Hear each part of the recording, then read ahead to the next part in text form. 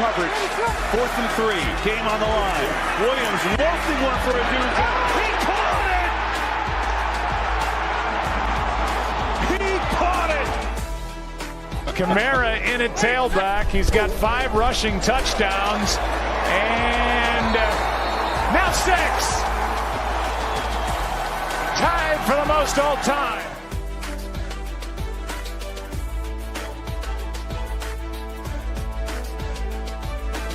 You're listening to the world's #1 football podcast. Now with more insights on all things football, here are your hosts, Ben Hansen, Matt Hartman, and Ryan Matthews.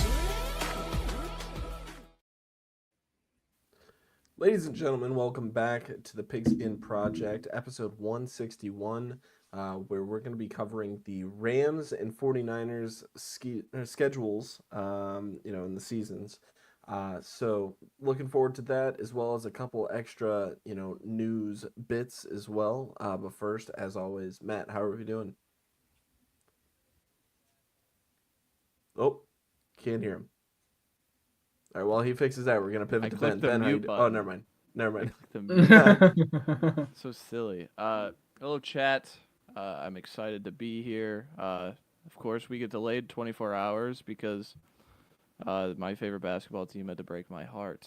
They're down 2-1 in the series against the Indiana Pacers. But we're going to keep fighting. And I look older, don't I? 22 years old. Look at me. Swing it to Ben. Swing the rock. Yeah, you're looking a year older. Hopefully the assist from you doesn't get turned over or anything like it did last night. No, I'm doing great. Again, as I've said probably numerous times at this point, just started a job this past week, my first real adulting job. So a bit tired, more than usual. I usually drink an energy drink with me, but I can't do that because I need to fix my sleep schedule. But it has been a great week. But Ryan, how you doing? I'm chilling. I hurt myself playing in a co-ed softball game. So ironic enough for you guys, it's my ankle. You guys should know the significance of that. Apparently there can't just be one person that gets hurt with their ankles in this household. I just needed to follow the trends. So, it turns out I just can't get out of bed and just roll it. But no, it's literally the same injury, just my left ankle. So, I've been nursing that, but other than that, just chilling. Excited to talk some ball with the boys. So let's go ahead and dive right into that. So Ben, you're gonna be steering the ship this week, man. Why don't you take it away? Yeah, we got a whole lot of news kind of broken up into signings, players that want to be signed / cuts, and then 2 just WTFs. But we'll get started with kind of the signing that everyone had expected, and we were kind of just waiting for the other shoe to drop. That was Aaron Rodgers to Steelers. His base contract is $13.65 million, 10 of it guaranteed, but with incentives all the way up to 19.5. Our thoughts on that? Anything we haven't said before that you guys want to say about this? Before we dive into this, I just wanted to note one thing. We had a lot of really positive reactions from last week's episode about the Seahawks and the Cardinals. So, thank you guys for all the support and leaving your thoughts below into the comment section on the YouTube channel. It was a lot of fun to talk about behind the scenes in our group chat. And, I'm sure we'll hopefully leave some time at the end of the show to talk about those. But Aaron Rodgers, Matt, take it away. Yeah, I mean, it doesn't change how I feel about the Steelers. This team's going to go 9-8, 10-7, losing the wild card, get blown out on the road, and he just gets to be the quarterback this year. We all knew this was going to happen. They didn't sign any other quarterback outside of Mason Rudolph, who's a career backup, and they didn't draft a guy until the 6th round, Will Howard. So they kind of told us this is what it was going to be all along, and they waited till the last possible second to do so right before minicamp starts up, and yeah, just anything that's been said has been said. There's no more takes on this. I saw an edit of him throwing in a Steelers uniform, and somebody edited the Cialis commercial over it, and I thought that it was pretty funny. So I think that was fitting. But other than that, cool. DK, Yeah. he looks cool in a uniform. That's pretty cool. Yeah. Again, I mean, we've said it all at this point. He's married now, I guess. Good for him. He was wearing a ring, so good for He was him. talking I about guess caterpillars in his Netflix documentary. I think that he maybe hooked up with one and got crazy on ayahuasca. I don't know. Who knows? That's great. And then we have 5 kind of under the radar, less significant signings. Stop me if you guys want to say something, or we can just wait until the end. Rashad Bateman signed a contract extension, 3 years, 36 and some change. Josh Oliver, 3 years, 27, is staying with the Vikings as well, kind of their backup tight end. Jermaine Pratt was released finally by the Bengals, and immediately a day after got signed by the Raiders, a team that we just got done talking about 2 weeks ago, for $4.25 million. Nick Chubb finally finds a home in the Texans for $2.5 million, and then Shaq Thompson finally gets signed to the Bills. We don't know what that contract is worth, but I'm willing to bet it is the veteran minimum. But any thoughts on any of those kind of lower the radar signings? Did you also have J.K. Dobbins? Or Dobbins, yeah. Oh, yes. I said yes, Dobbins. There you go. Jeez. Yeah, I've got a comment. Nick Chubb, thank you, for the love of God, for ending this whole saga of Bears Twitter, of people just going into a frenzy about how much we needed Nick Chubb. The guy had 2 devastating injuries, and he has not been the same since. He is not the same running back, and he will not be the premier back on our team. Understandably so. Matt and I talked about the injuries and whatnot, and neither one of us were really anticipating him to play football again. But obviously there was a market for him, so good for him. Closing that chapter in Cleveland and opening up another one in Houston, and then J.K. Dobbins on the Broncos offense. That one's gonna be fun. I'm looking forward to that one. But everything else, Pratt didn't seem too significant for me. As an aging veteran back that's gonna do just fine in Vegas. But other than that, cool. Matt, anything? Bateman boys are up with him getting re-signed.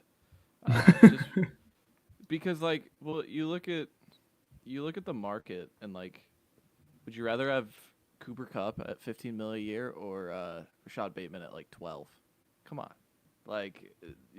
that's kind of never wrong. Just early on Rashad Bateman. So, yeah. Well, speaking of never wrong, not just early. Bo Melton, man, cornerback 1. I mean, that'll lead us right into the next segment. Jair Alexander finally got cut, but now we're seeing Bo Melton, the wide receiver. I mean, reports are from training camp, he's getting first team reps, which is hilarious. But our thoughts on Jair Alexander, Bo Melton here first. Good riddance. I hated him so much. That guy is a bum, and there wasn't enough trade interest from what I hear.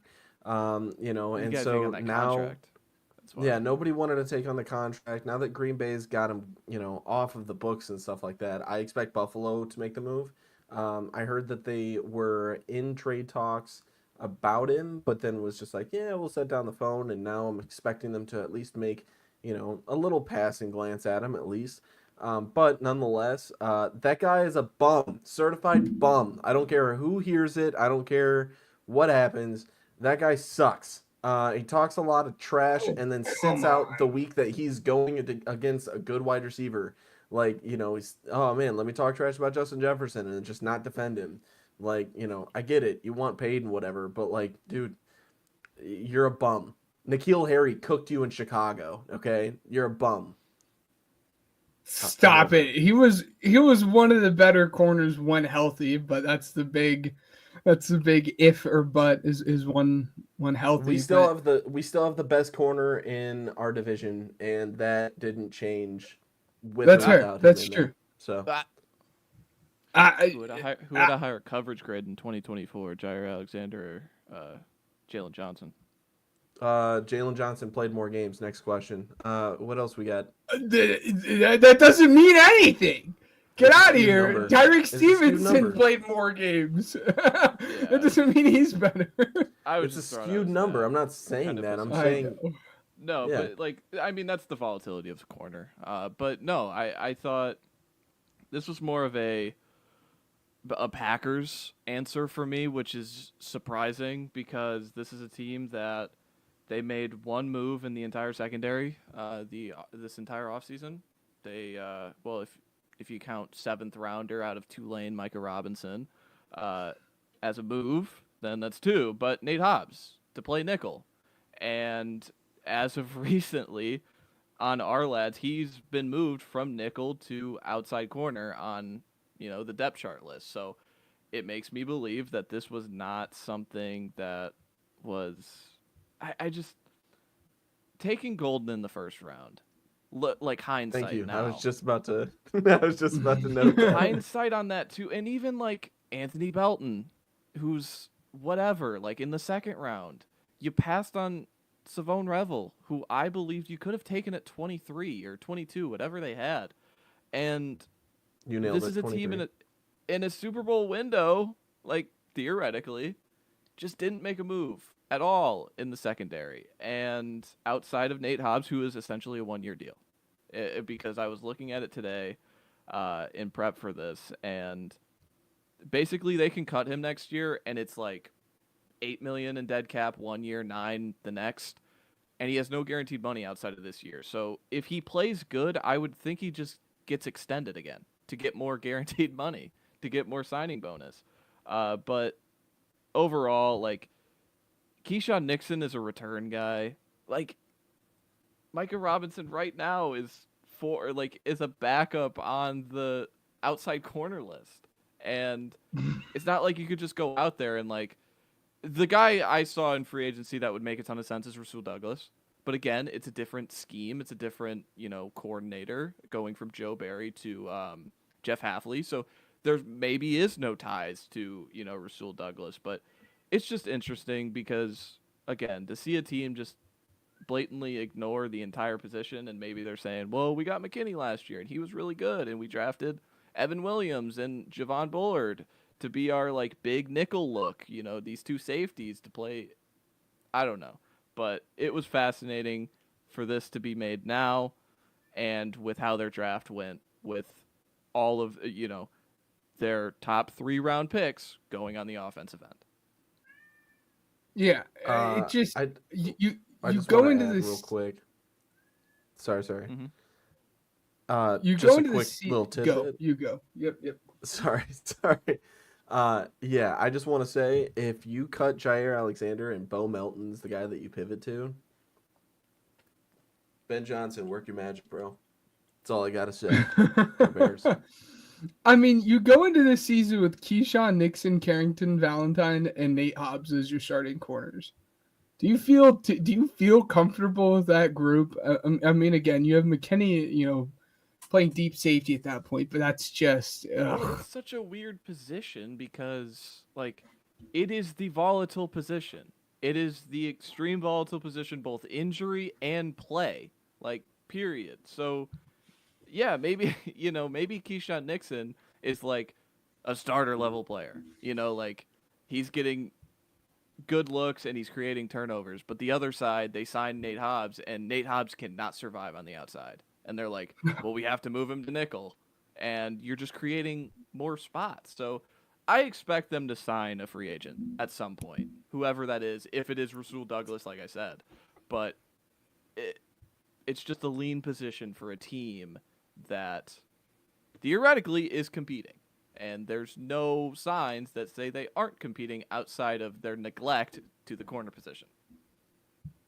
Yeah, it's just it's weird, but I don't know. Now we're getting around to the time of mandatory minicamp, and you start getting to news of guys that want more contracts. There's a couple big or new contracts. Kind of the 3 big names in that list is Terry McLaurin, TJ Watt, and James Cook. James Cook is there. When asked about it, he said, I just want to make money. and that's why he's there to practice. But the other two guys in TJ and Terry, those are two guys that are actively sitting out of training camp, and it makes sense. Both these guys are like 30 years old.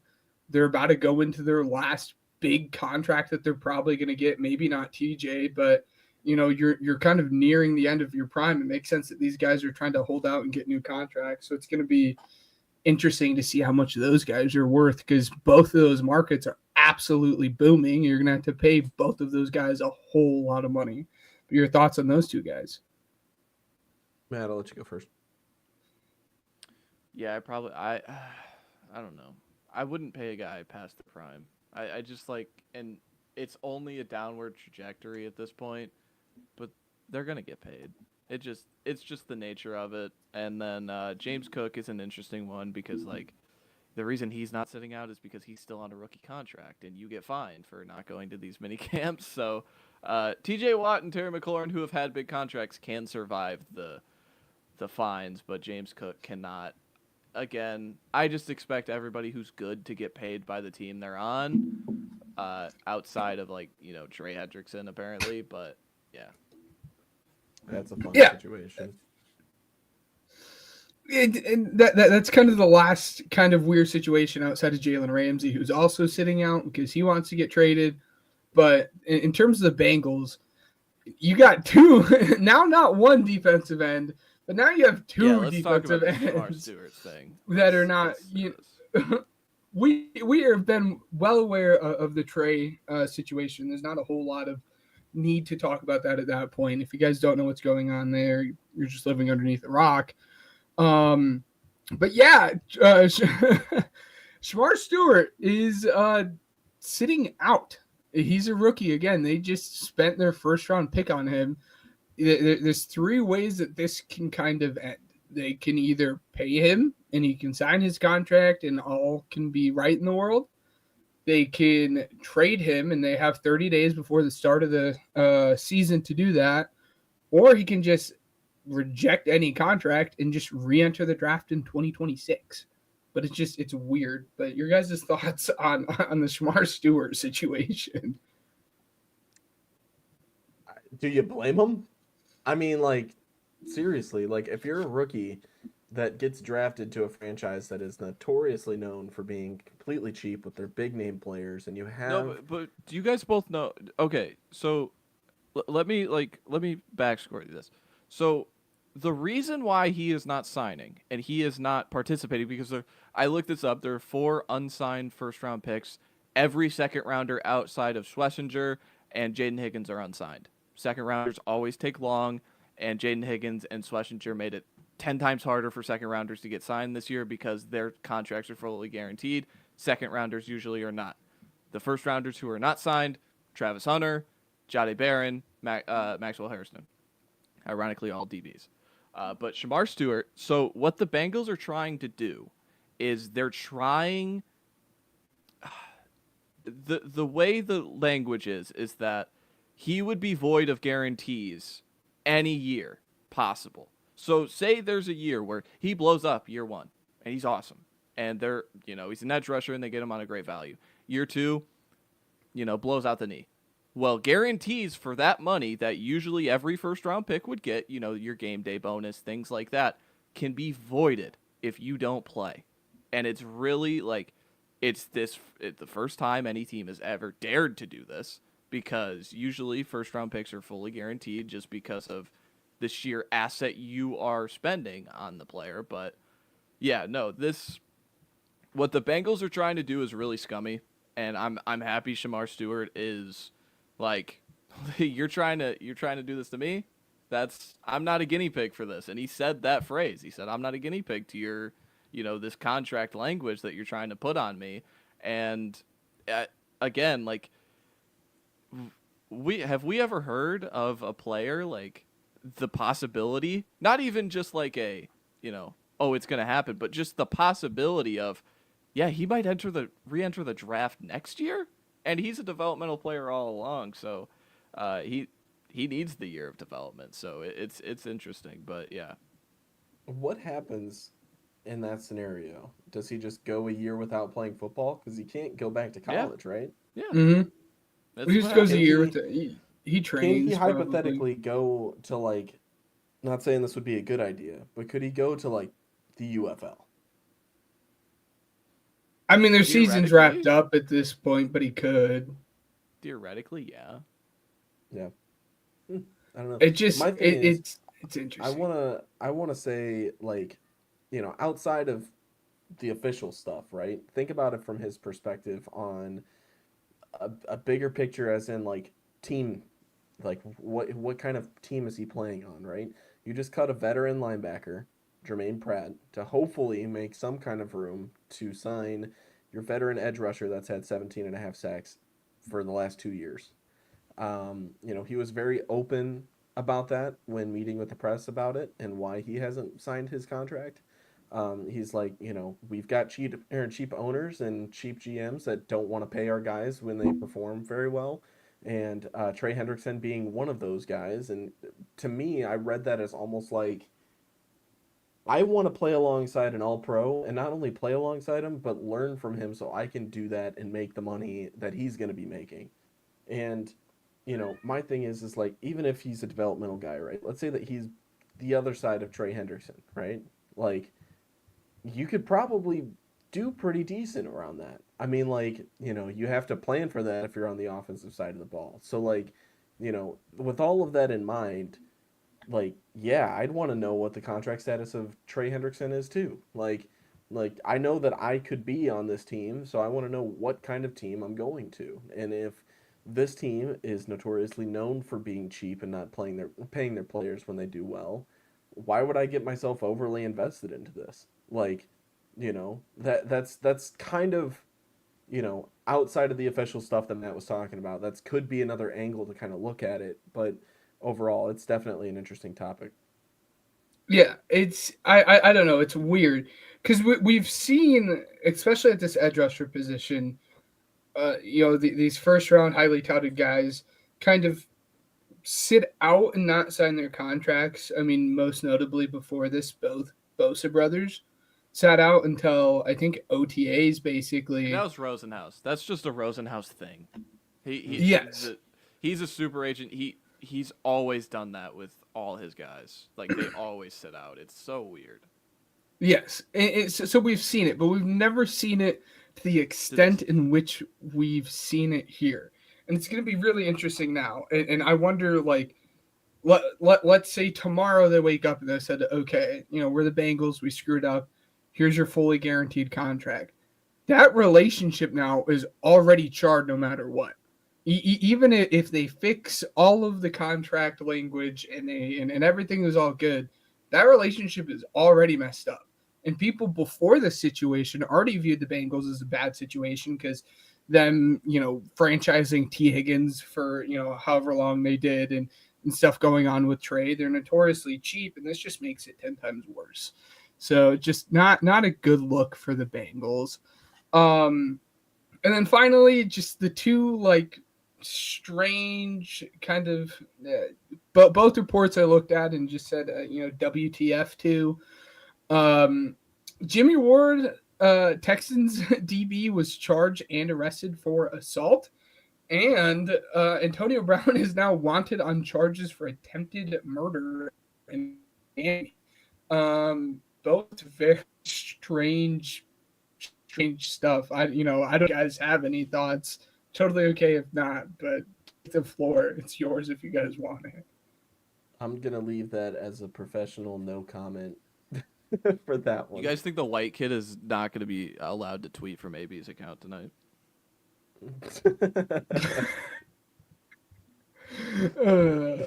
Let's move on that note. Oh, he's live. Yes, yeah. He's live? Oh! Yeah, so for those who don't know, AB's account is not actually run by Antonio Brown at all.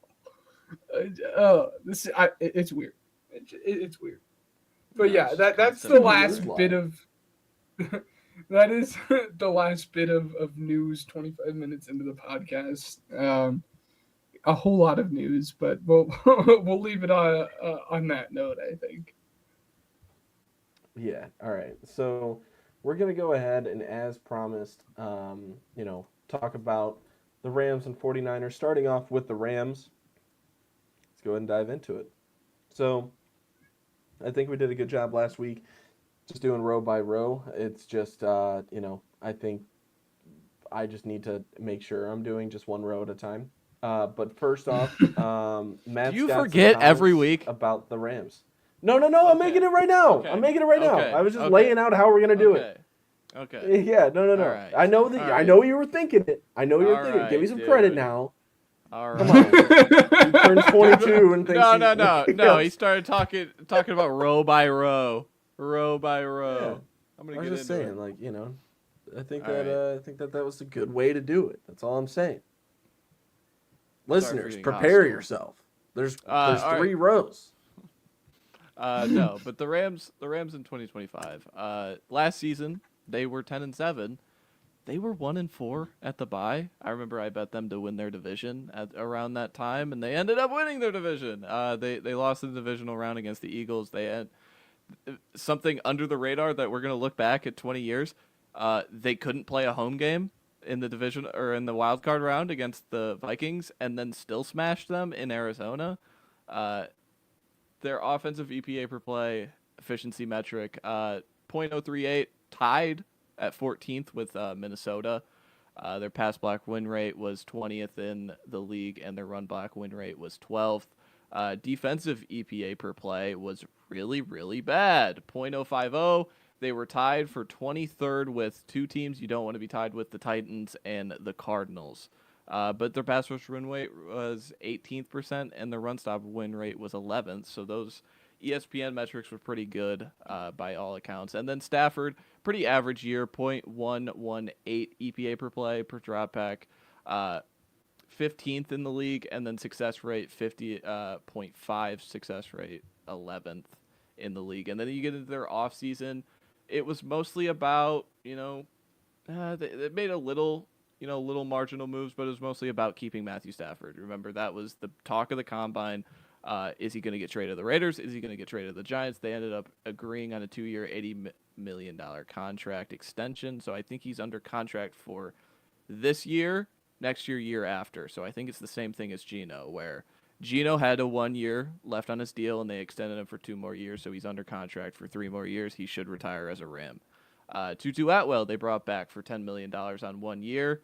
I threw it in here. Jimmy Garoppolo, 1 year, $3 million, up to $10 million. I thought that was something. Alaric Jackson, they signed right before free agency at 3 years, $57 million. I wonder what he could have caught on an open market, because like Dan Moore with the Titans, he signed like 4 years, $82 million. Alaric Jackson's younger and better and got less annual, so I'm interested in that if he would have made more, but overall. And then 2 little mini signings, Akella Witherspoon, Troy Reader come back for like veteran minimums. And then their additions. Their big addition was, of course, Davante Adams, 2 years, $44 million. He took the 17 from Puka Nacua. They didn't. This is from the Rams. They didn't update this, but yeah. So that's what's interesting. They swap out Cooper Kupp for Davante Adams. Swap out kind of a redundant skill set with Puka Nacua for Davante Adams, who is still pretty good. Like, we all think of him as, kind of washed, right? Like, on the downslope of his career, he still hit 1,000 yards every single year since the Packers. So I think he could do it. He did that with Jimmy Garoppolo, and he did that with, a washed Aaron Rodgers. So, and even some Minshew was thrown in there. Like, I think he could do great things with Matthew Stafford. And then Poona Ford signed for 3 years, $26 million. And then Coleman Shelton, Brian knows about, center/guard combo. They have him listed as a guard, I'm pretty sure, on our lads. So that was interesting, but 2 years, $12 million for him. And then their draft. They traded out of the first round to get another first-round pick next year. From the Falcons, they draft Terrence Ferguson, Oregon tight end, Josiah Stewart in the 3rd round, Michigan edge rusher, and then one of my guys, Jarquez Hunter, in the 4th round, had to highlight him. And then their big departures, of course, Cooper Kupp, 637 snaps, Jonah Jackson traded to the Bears, interior offensive lineman, 266 snaps. Bobby Brown went to, I think, Carolina, 472 snaps. Michael Hoyt, 639 snaps. Demarcus Robinson, 891 snaps. He went to a division rival we'll talk about in the next. And then Chris Roseboom, who, again, not really like the flashiest name, but 828 snaps out the window, and they didn't draft a linebacker. So it's interesting. And then it gets me to every single time my season outlook question with this team. Their secondary. I talked about with the Packers on the opening of this live stream, but you get into the Rams secondary the same way. And ironically enough, like Jalen Ramsey is coming up on, by the time people seeing this on YouTube as a, posted video, maybe Jalen Ramsey is a Ram, because I look at this secondary right now. Darius Williams, Ahkello Witherspoon we talked about got re-signed. Quentin Lake, Darian Kendrick is still around. Kobe Durant. Of course, Cam Curl was a hit in free agency last year, and Cam Kinchins was a hit in the draft, but they're safeties. So their overall secondary is very young and just it's lean. And it's interesting for a team to just, I don't want to say like neglect the position, but maybe it's just the value doesn't meet, but there were opportunities to get good players at the draft value in the second round, at the money value in free agency. They just decided, well, we like the guys we got. And this was a team that, top of this video, I just said, they were tied with the Titans and the Cardinals in EPA per play. And that was mostly because of their secondary, because like Braden Fisk and Jared Verse, their draft picks last year, were great up front. So it's interesting to just we'll just go with another year of development. But we'll see if that figures out. It'll be interesting because they traded out of the first round. Did they trade out of Malachi Starks, who could be a fantastic player with the Ravens? It'll be fun to look back on in future years. All right. I agree. I have, and I'll kind of explain it at the end, but that secondary concerns me, and for that defense to be ranked 10th, a lot of it had to be on the backs of that defensive line. And you just hope that young defensive line and Kobe Turner, Braden Fisk, and Jared Verse continue to take that step up, because if they don't, you're in a world of hurt. And again, I'll kind of get into it at the end of my schedule prediction, but it's interesting.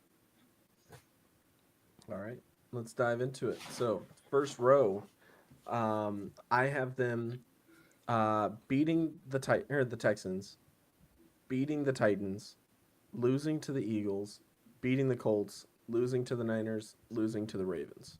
Matt?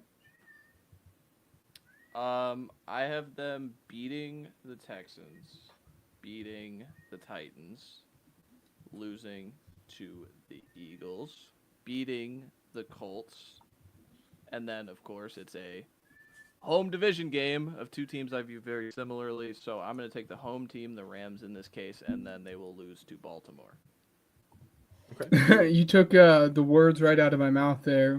We were kind of exact. I have them beating the Rams and Titans, losing to the Eagles, beating the Colts and Niners. Again, they're just going to split with the Niners because they're the home team, so they're going to win here, and then losing to the Ravens. Next up, I have them beating the Jaguars. Or no, I'm sorry, losing to the Jaguars, going into the bye week, beating the Saints. This is where they'll beat the Niners, and then they will lose to the Seahawks, beat the Bucks. That was a mix-up. That was horrible. Matt, go ahead. Take it away. I have them also losing to the Jags in London. They would go into the bye week 4-3. They would come out, beat my Saints, lose to the Niners. Again, the flip-flop. They would beat the Seahawks, and then they would lose to the Buccaneers. You might have just stolen my schedule. I wonder if we'll go 17 for 17 here. Yes, I have them losing to the Jags in London just because the Jags are London's team. Beating the Saints, losing to the Niners, picking up a win against the Seahawks, and then losing to the Bucks. And then I have them beating the Panthers, losing to the Cardinals, losing to the Lions, losing to the Seahawks, beating the Falcons, beating the Cardinals, and they will be finishing 9-8 on the season. I would have them beating Carolina, losing to Arizona on the road, and then they wouldn't lose another game. They beat Detroit, they beat Seattle on Thursday Night Football, they beat Atlanta on Monday Night Football, and then they beat the Cardinals. I'll tally it up, Ben. You. Yes. I have them beating both the Panthers and Cardinals, losing to the Lions, then winning out the rest of the season against the Seahawks, Falcons, and Rams and Cardinals, putting them at 11-6. And kind of like I said, the way I went about picking the schedule, I had them basically losing to any team that I thought had a good offensive line. So you look at the Eagles just have a better offensive line at that point. Niners is just going to be a split, but the Lions, I think they have a good offensive line. The Bucks, they have a good offensive line. And then just the Rams were better. The Jags are London's team. So I kind of went into that with kind of that exact mindset that you had talked about at the top with the Rams here, is if you can kind of defuse what they have along that front line, you can hopefully tear apart that back end of that defense. But again, I have them going 11-6. Still a good season. Still going to be making the playoffs for them. Matt, what was your final tally? 11-6. So I still expect them to be. They'll start much better than last year. So I think this team is always going to finish strong just because they have a good quarterback if he's healthy at the end of the year. But I like the little incremental moves they made of getting Poona Ford and Devontae Adams to just shore out the roster. Will it end up, helping them in the long term and winning in January? Maybe not. But I think they're still a really good regular season team just because of the infrastructure at the top, the coach, the quarterback, the weapons. I just trust. I mean, this team was one Kyron Williams bad game away from making the NFC Championship game. It's just crazy. What was it? It was can you block Jalen Carter on a goal to go? Because I have no doubt in my mind that McVay goes for 2 there, because it's a snow game. It's we don't want to live with the fact of having to stop Saquon again. Let's go win it on the field, and they couldn't block Jalen Carter. He was the most dominant player in that. Ironically, went Aaron Donald mode. So yeah. So to wrap that up. I had them at 9-8, and then Ben and Matt both had them at 11-6. So, moving on, the 49ers. This is what their schedule looks like. Matt, take it away. Yeah, very bad season for the Niners that I don't think they want to remember anymore. The 2024 season, 6-11, last in the division. Not a chance of making the playoffs. And then I dug into the underlying metrics interested in this team. They were 11th in offensive EPA per play, 0.063. Their pass block win rate was 61%, 14th in the league. And then the run block win rate was pretty bad. They have a lot of younger players like Dominic Pooney, Spencer Burford. That was 24th. And then this is where it all went wrong. Their defensive EPA per play was 0.054, tied at 26 with the team you don't want to be tied with, Cincinnati. But their pass rush win rate was 15th in the league, and run stop win rate was 13th in the league. And Brock Purdy was really good. 0.198 EPA per play, 8th in the league, and a 51.8 success rate, which was 7th in the league. And their offseason was pretty simple. They didn't really make any splashy free agency moves. You can argue Bryce Huff was the biggest veteran move they made. They extended, of course, Purdy, Fred Warner, and George Kittle, the big 3, to top of the market extensions, which those 3 guys deserve. I even think Purdy maybe left some money on the table, just a little bit, but I think he could have argued getting that Jordan Love and Trevor Lawrence number, but he didn't. And then you get into the free agency. I was mentioning Bryce Huff. They traded for him very recently. Luke Farrell, who's a a blocking tight end from Jacksonville, 3 years, $15 million. Mac Jones is one of their key signings, 2 years, $8 million. Demarcus Robinson, I just mentioned with the Rams, 2 years, $8 million. Mac Jones is making more money than Demarcus Robinson, who was like a 750-yard receiver for the Rams last year. Saron Neal from Miami, 2 years, $4 million. And then Jason Pinnock, who the only reason I highlighted him is because Malik Mustafa, he is likely to be out. It's torn pec. That's his injury, right? I can't remember. Correct. And so I wanted to highlight, like, them signing Jason Pinnock means something because he's going to have to start for them because Malik Mustafa likely will be out for a little bit and one of their main departures. Their draft was very intentional.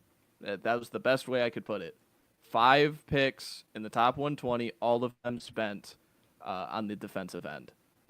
Mykel Williams, edge rusher in the first round. Alfred Collins out of Texas, hook 'em horns. In round 2, Nick Martin, linebacker. In round 3, Upton Stout, defensive back from Western Kentucky in round 3.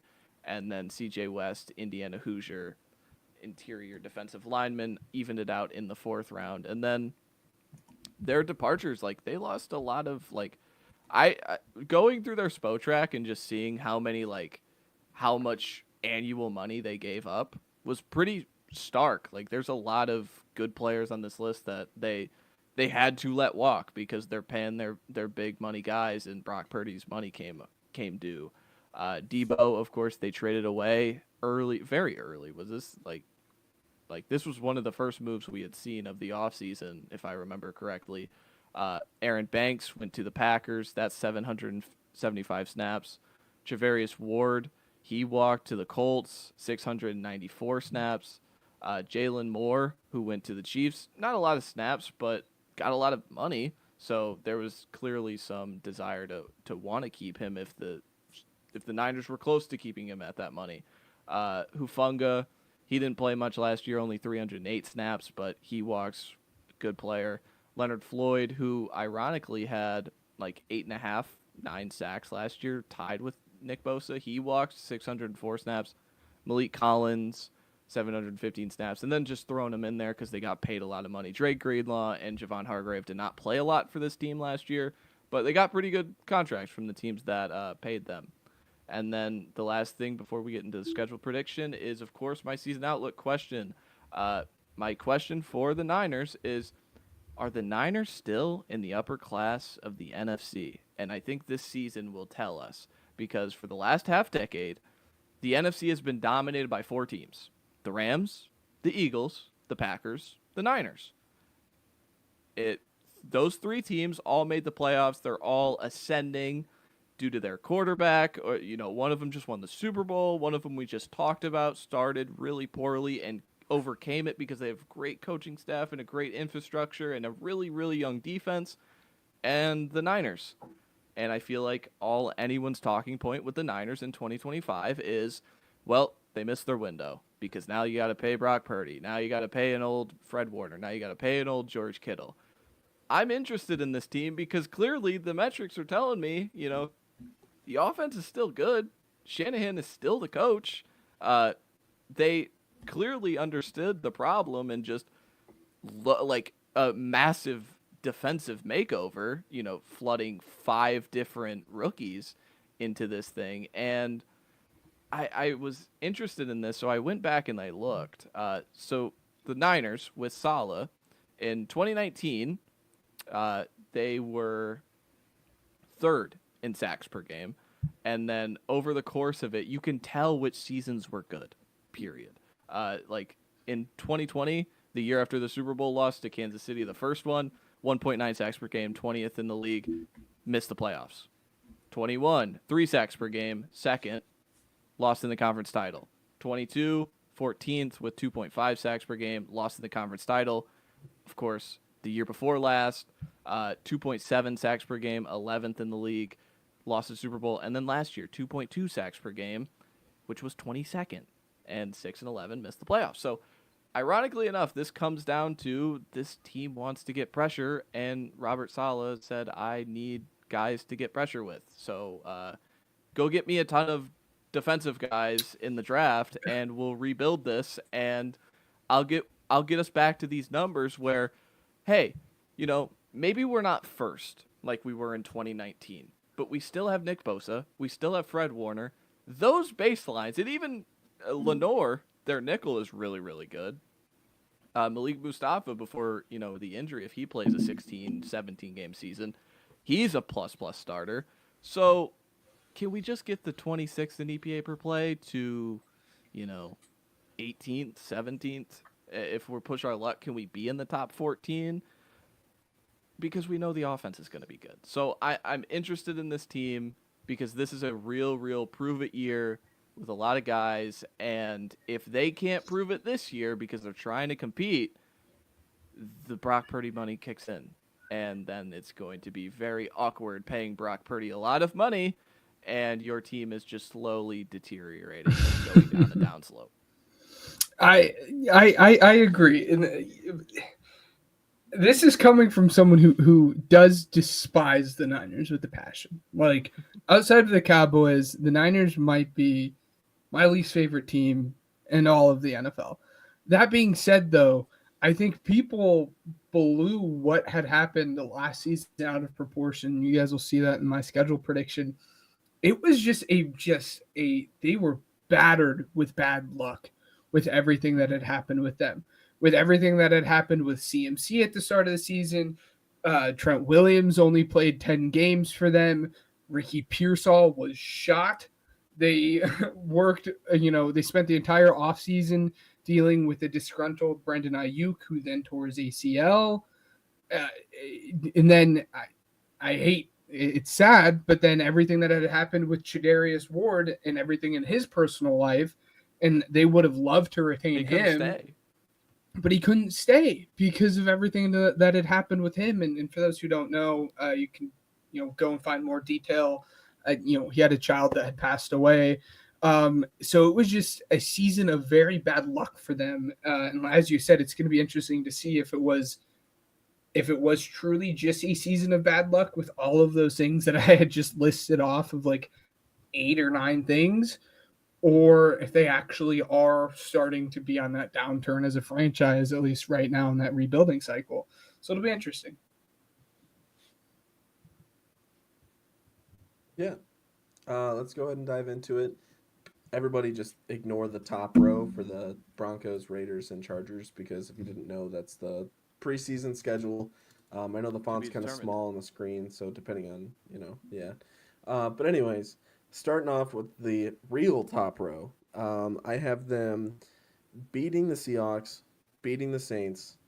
I believe I had them beating the Cardinals here because they were at home, and then beating the Jaguars as well. So starting off 4-0. Matt? Same thing. They are going to start 4-0 for me as well.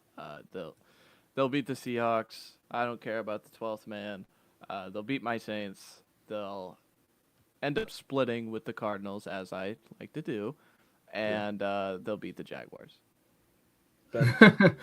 Yep, I'm right there with you guys. I'll have them win their first 4 games against the Seahawks, Saints, Cardinals, and Jags. What could go wrong?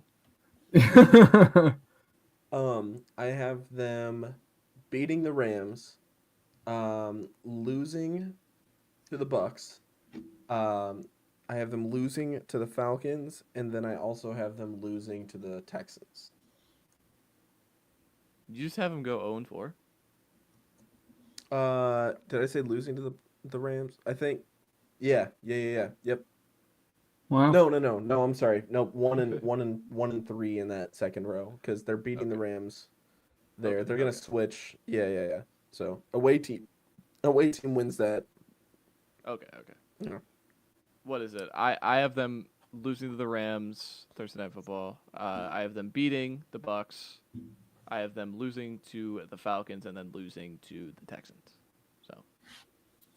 Yes, I have them going 1-3 in this stretch, losing to both the Rams and Bucks, then picking up their only victory in this 4-game stretch against the Falcons, and then turning around and losing to the Texans. Also, I'm just now looking at this. Like, this is a brutal stretch. So the bye week at week 14, They have, is that 8 road games in the first 13 weeks? Yep. They're bad teams. Like the Giants and Browns don't really count, but still, like that's a crazy schedule. Speaking of which, the third row is getting started here. They're going to beat the Giants, lose to the Rams. I think, I have them losing to the Cardinals here, beating the Panthers. So 2-2 in the third row for me. Matt? Yeah, I have them beating the Giants, beating the Rams, splitting with the Rams, splitting with the Cardinals, so they'll lose this one. They'll beat the Panthers, and then I'll just throw it in. They'll beat the Browns. Still. Yeah, they'll beat the Browns. Yeah. They'll go 9-4 into the bye. Yes, I actually have them winning those 5 games as well against the Giants, Rams, Cardinals, Panthers, and Browns as well. And then just to end off that row, I have them beating the Titans and beating the Colts. Just want to finish out those last 2 games as well. Yeah. Sure. Yeah, they'll lose against the Bears, and then they'll beat the Seahawks, and they'll finish with 11 wins, so 11-6. I will have them, as I mentioned, they'll beat Cleveland. They will beat the Titans. They will beat the Colts. They'll lose to the Bears, and they'll beat the Seahawks, sweeping them, by the way. And they'll finish 12-5. They'll win the division this year. We've talked about this in the past. I feel like on this live stream, I have them going from first to worst, or worst to first, after going first to worst. There you go. I have them losing to maybe the shocker of the season to the Titans here. Then beating the Colts, losing to the Bears, and losing to the Seahawks, putting them at 11-6, that same record as what the Rams were, but because the Rams had a better in-division record, the Rams will actually be winning the division. Guys, mark it on the calendars. This is the first time we brought up the Bears in our schedule predictions when we all agreed that they would beat a team that's going to be a playoff team this year. That's pretty cool. Thank you. Wow. Sorry, I had to make a moment about my team. The bar's low. The bar is very low. I had to make that about my Listen, team we've had no, but also like to just throw it in there. We've had the Saints like 3 or 4 times. I don't think any of us is gonna pick them to win again. I don't know if the Saints will win it. I mean, the Saints have to, because I think it is very, very, very hard to lose every single game this season. Matt, off the top of your head, do you know who your guys' Week 18 matchup is? Off the top of my head, no. Because I'm wondering if like that is your only chance of hope at that point, is just hope you're playing like a playoff team that is like sitting there starting or something. It's like the NFC South winner has to win 9 games and still be in play in Week 18. It's the Falcons. Oh no! No. Oh God! Will the Saints win a football game this year? Yes. They play the Giants. Oh, okay. They get some fun home games that I think the crowd will be pumped for, but it's again, I mean, it's hard to. I'm just looking at it right now, just sidetracked. Like that's what we're supposed. That's why they do the schedule release, so every person in the world could be like, "Yeah, I see my team winning 10 games. I think we're going to the playoffs this year." And it's like, you're a fan of the Giants. No, you're not. What a stark difference from last year for those who have good enough memory to look back onto last year. Matt had the Saints winning every single game of the schedule last year. Yes, for the last 2 schedule years, prediction. Man. Yeah, he said it's a schedule prediction. It doesn't matter. I'm going to have him win every single game. Yeah. Not to. It's like your bracket. It's like you tear it up. Exactly. To just keep it kind of short, but I'd be remiss to not talk about it because I don't know if our listeners know. And Matt was actually the one who had brought it up. Man, Evan Stewart, dude, breaks my heart. For those who are unaware, Evan Stewart. hurt my feelings. Evan Stewart, the Oregon Duck wide receiver, is out for the season, and it hurts because I love him. What was his injury? Torn patella, I think. Oh, I think it was a patella tendon. Oh, if I'm not mistaken. So he will probably be out for the season. Former 5-star that it's just gonna hurt. I loved him. He was gonna be my darling if he came out in this year's draft. He didn't. And I was like, he's gonna have breakout. He's gonna break out this year with Dante Moore. And now he's probably not gonna play at all this entire season. All I'm saying is 5-star DeCorian Moore, man. That guy is good. And he's not many times, unless it's like a Texas player, do I go and like find high school stuff. He's awesome. So he's gonna like take the Evan Stewart role essentially, which like is playing Z receiver, being a skinny Z receiver. But yeah, he's really, really good. But no, this is another thing for Oregon. But also, if we're on the topic of college football, I spent a part of like, close to my birthday, just like reminiscing, just thinking about college football. I missed college football this week, guys. You have no idea. And if you're not a college football fan, you probably don't understand this right now. Clemson is probably the best team in the country right now. And I was just like, I just wanted to do a Clemson thing real quick.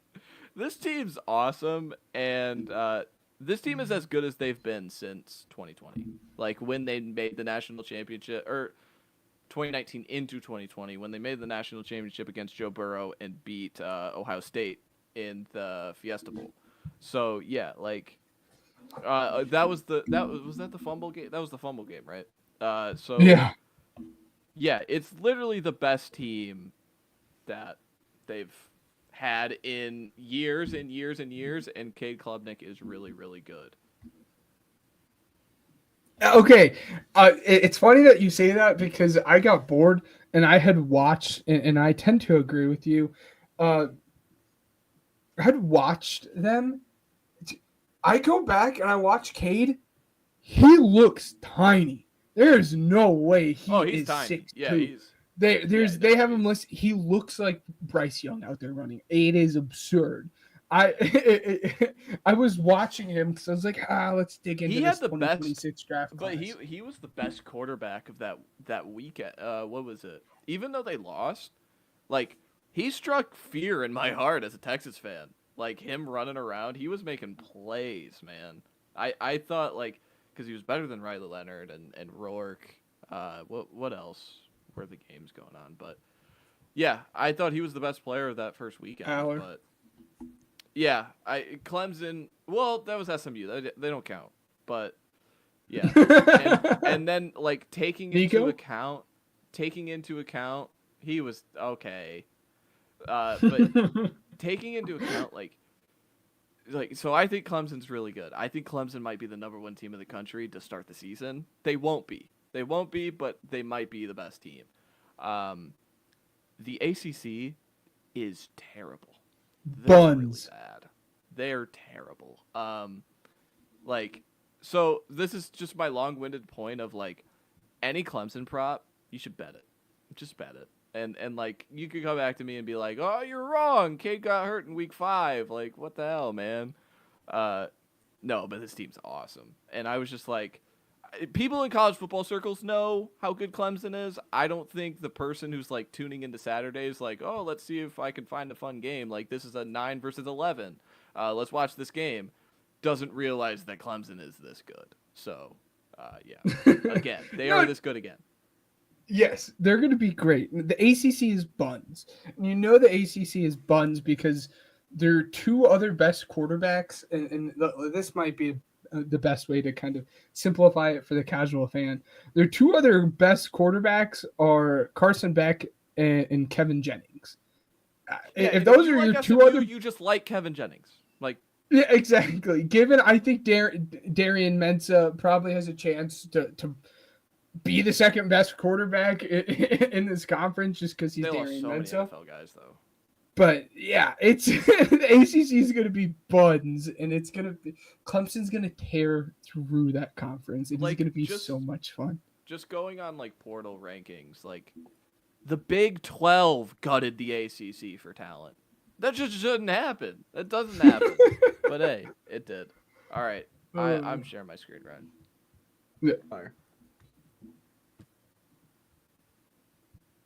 Weddle! Yeah. So look, last week was like a really short game. So like, let's the Kobe D. Let's I'll start off. Oh, because he's literally short. Roma Dunze.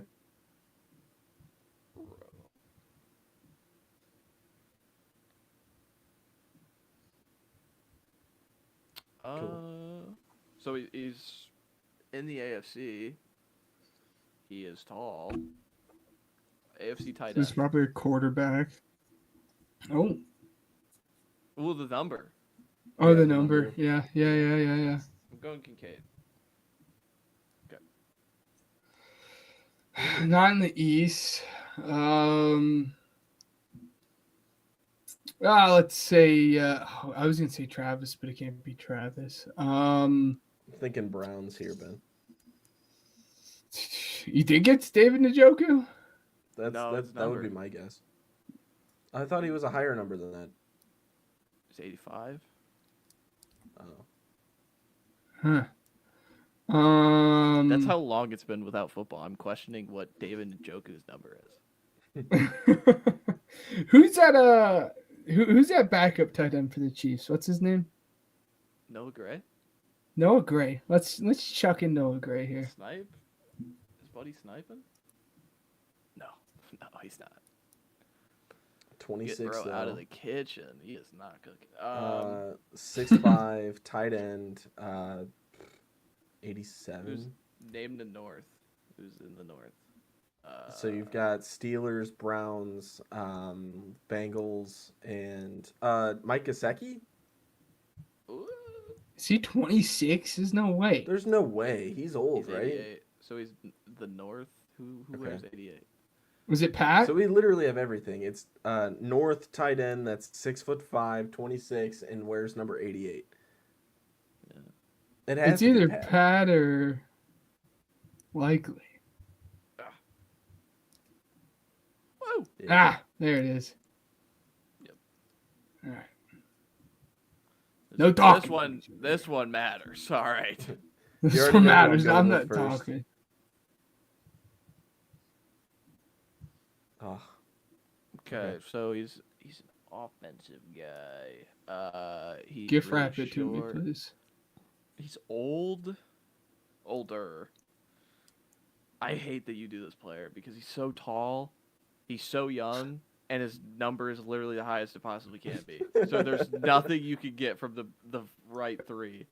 You just kind of got to shoot. I'm just gonna shoot an AFC or an NFC offensive player, Juwan Johnson.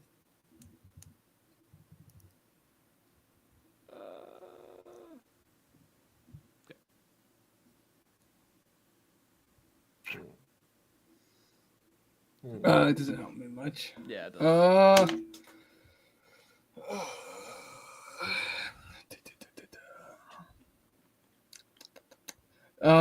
Because I can, the age won't work out, but Smitty.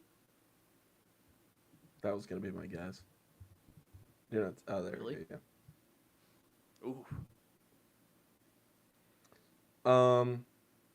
Give me. He's 27. Give me Darnell Mooney. Matt's cooking. Matt already knows who he wants to answer. No, I have no idea. I'm just happy he didn't pick someone from the West. Oh, dude, I don't know why I thought. Dang it, I don't know. Okay, 6 foot. It's a weird number. I mean, I gotta shoot Puka. Like Puka feels, but is Puka 6 foot? No way. Puka might be 6 foot. He might be 6 foot. And 17 works.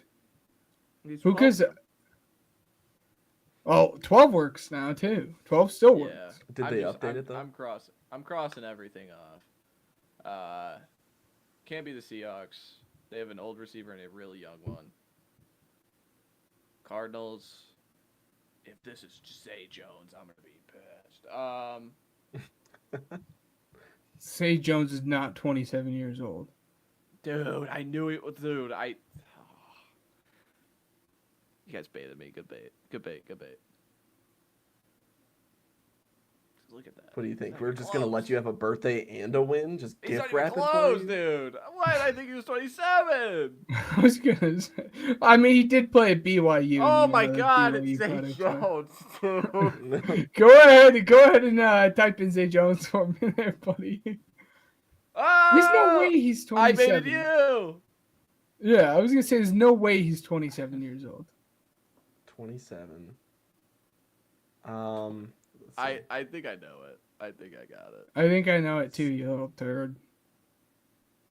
Juwan Oh, Johnson? I know who it is. You're so not Juwan gross. Johnson. I'm so mad at you. Who's the Niners guy that kind of went off for a little bit? What was his name? We just. I mean, I can give it to you, but Can you tell me? You know who I'm talking You're about, thinking right? of Juwan Jennings. No, wait. Give me Ayuk. Yeah. Yep. Yeah.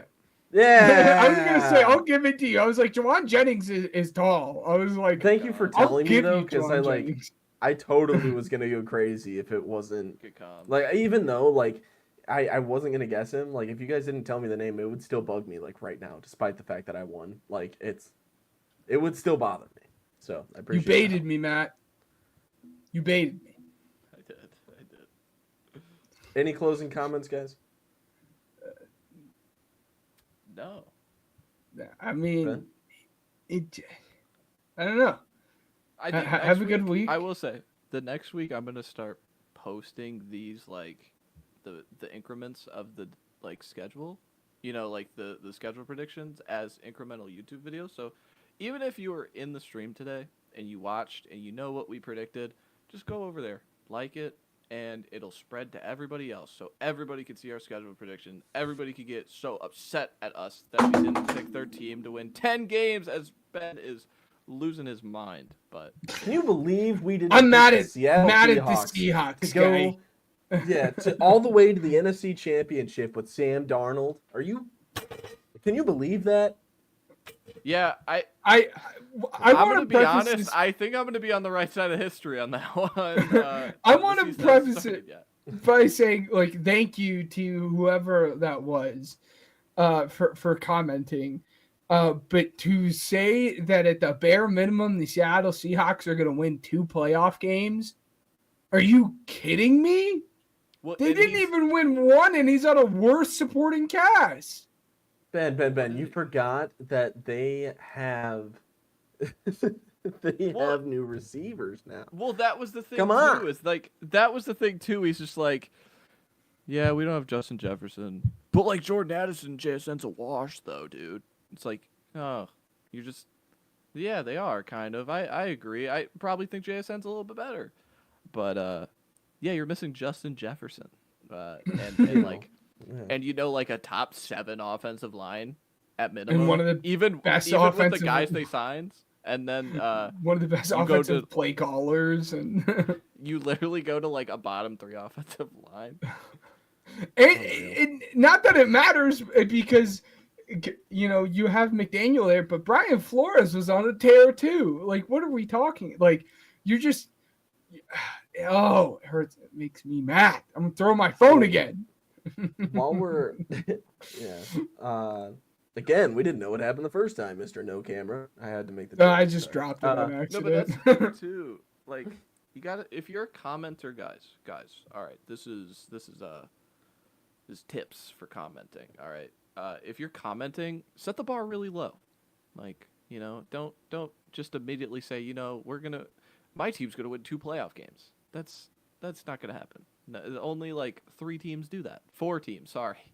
Only 4 teams do that. So it's like, you know what? I'm gonna bite back on that. No, I'm gonna bite back on that. Be yourself, man. I want to hear your guys' real picks. Don't I do stoop too. down to a level I of know. realism. This is the Hot part take of the culture. offseason Stephen A. where Smith has ruined us. no, everybody needs to be delusional at this point. That's what the offseason is all about. I mean, Matt, you did it for 2 years of picking the Saints to But win I every think we game. knew Like, he wasn't it's the being whole thing. serious.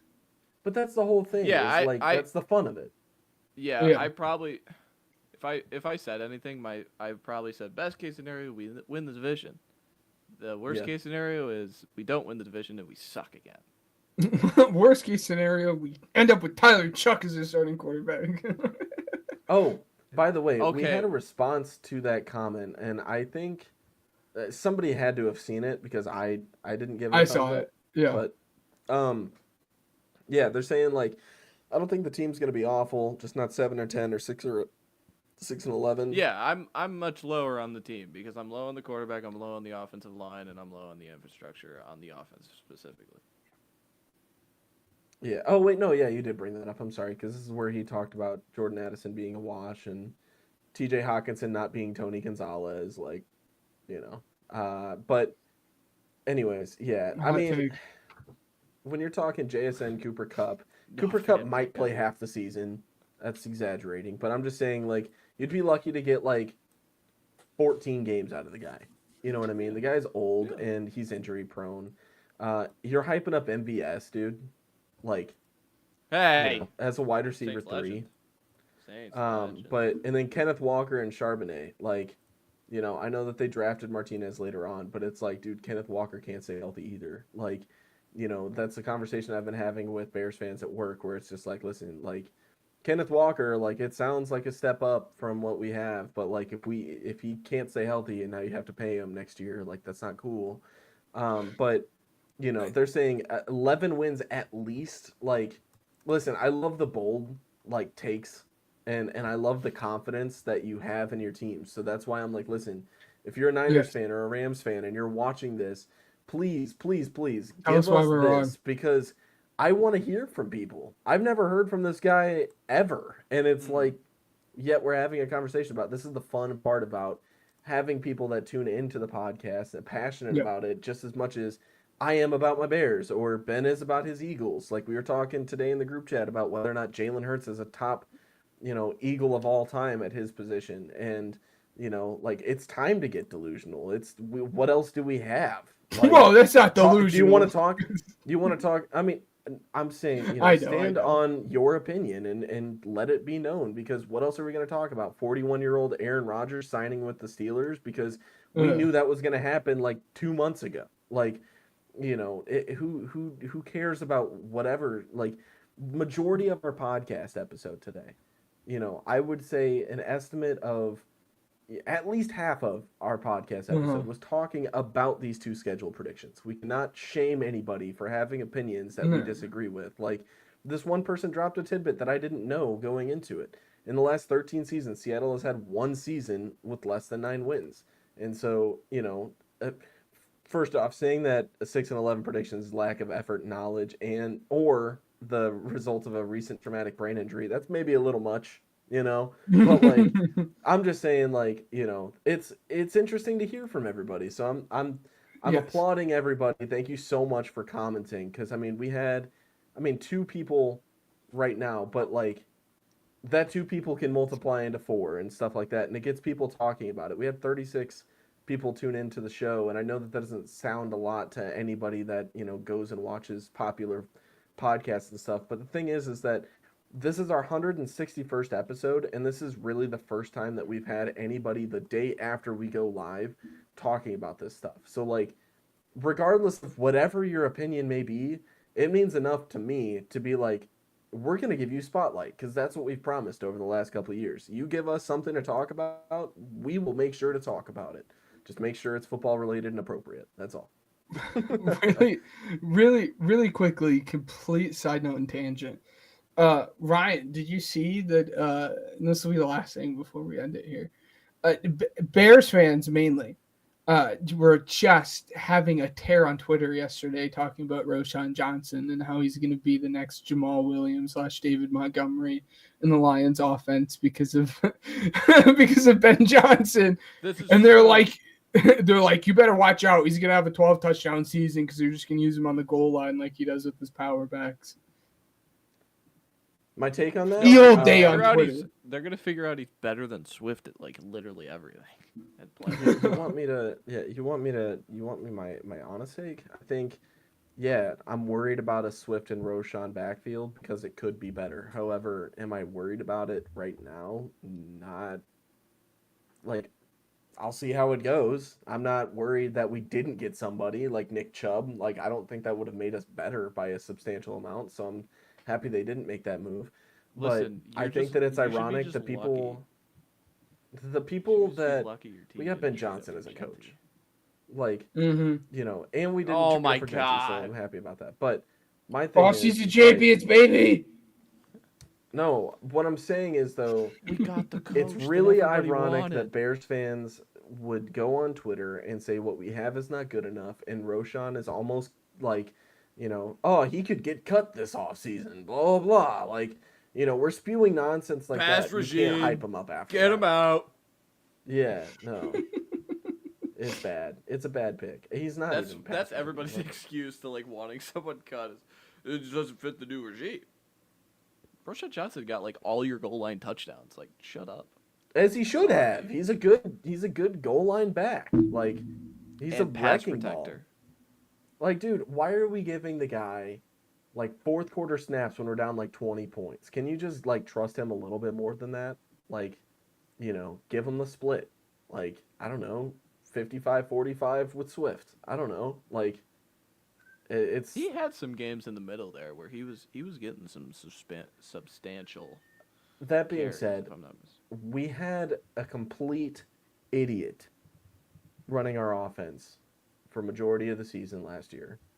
And here, I'll share. Do you want me to share your screen? We can share the screen. Let me know when to share your screen.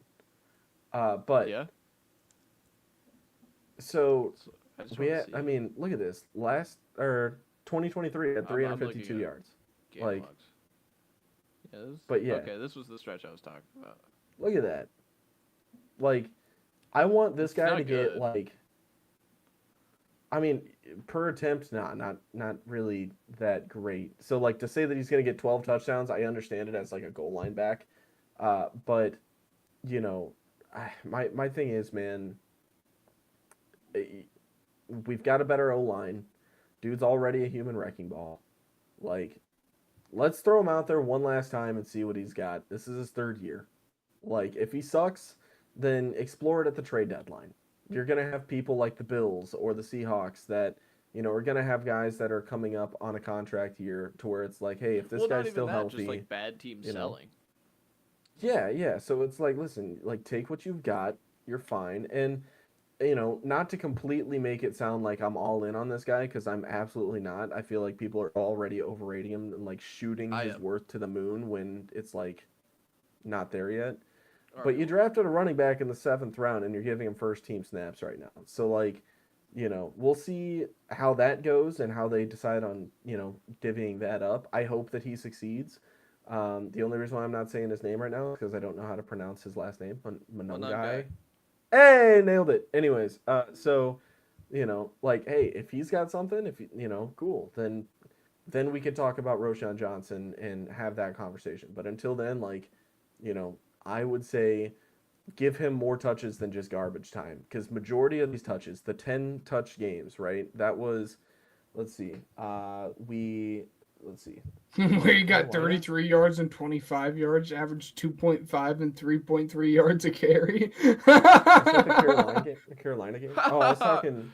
Dude, I was talking the Carolina game. That was the first one. But yes, we could talk about that one. Like, you know, either one, like, you know, it skews the numbers just a little bit. He had 2 rushing touchdowns in that one. Like, you know, he had 1 against Green Bay, and then it's like, dude, his usage is just not that great. Like, I mean, it is what it is. We'll see. But he's never been the premier back, and, you know, let's see.